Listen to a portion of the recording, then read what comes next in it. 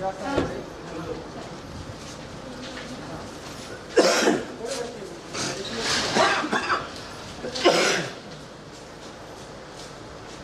मानकर roll number eighty मिलू नहीं किंतु तंग पाकर वैलिड डॉक्यूमेंट्स अछि से मने एग्जाम दे परिबे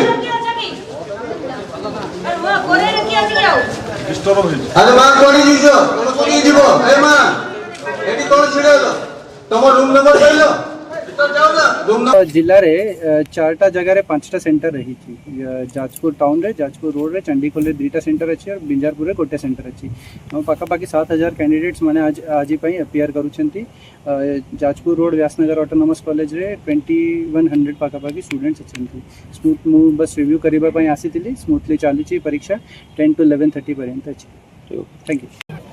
हमें कहनु तू रनिंग करलु ना कोन तोर फिट हे गेला बदी तोरा तो बॉस मोबाइल नहीं